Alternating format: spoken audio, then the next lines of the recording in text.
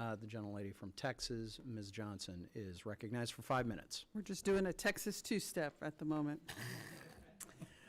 Thank you so much, Mr. Chairman. And thank you all for being here today. Across the nation, our inventions and innovations provide a competitive edge that our adversaries wish they had. I know this well because my district is home to Texas Instruments headquarters, one of the top semiconductor companies in the world, and Qorvo, which produces parts for the F-35s and other key defense applications, and many more. We can't let our adversaries take advantage of our clients and our talents. As this committee has highlighted throughout the year, export controls enforcement is a priority. The current administration claims to agree, but under Trump, the Bureau of Industry and Security has shown a breakdown in process and complete absence of vision, and it is losing talent to a devastating degree. Mr. Wolf, given your extensive experience in this, what can you tell us about the reasons for such an extensive personnel turnover? I think they're consistent with the other 300,000 or so federal employees who are not here now that were before, and BIS is not unaffected by any of that. I would ask that this committee do whatever it can to help the staff there to work with the Bureau to find ways to hire subject matter experts in AI and semiconductors and chip making tools and biotechnology, because in order for there to be thoughtful policy in these really complex areas, they need a lot more subject matter experts and bipartisan support. I'll leave it at that. Yeah, and it's not only just the technology experts, it's also experts on Russia, China, Iran. Absolutely. Mandarin speakers, people with intel experience, people who can support the enforcement efforts.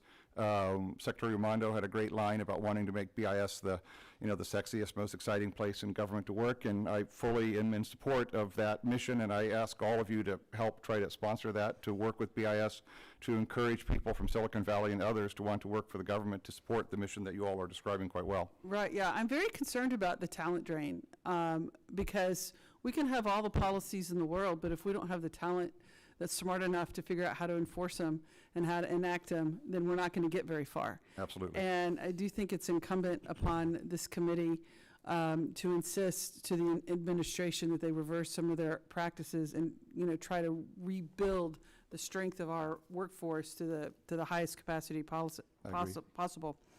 I want to turn to just a slightly different topic. We know that our adversaries are working overtime to obtain United States defense articles, services, and related data from military encryption and communication systems to missiles and satellites. We also know that our export control regime is in place to thwart these bad actors, but violations remain a persistent challenge.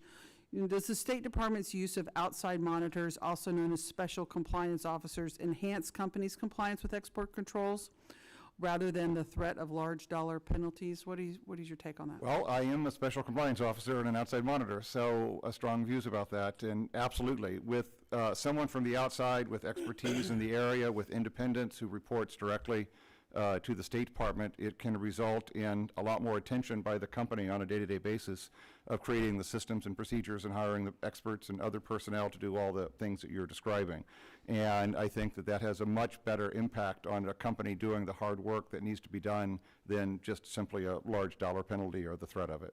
Yeah, and on another note, in previous hearings that we've had, we've talked about the need for increased whistleblower protections and key TAM protections in this area to ensure that we are notified of bad actors and when the export controls are violated. Can any of you all speak to the importance of strengthening those protections?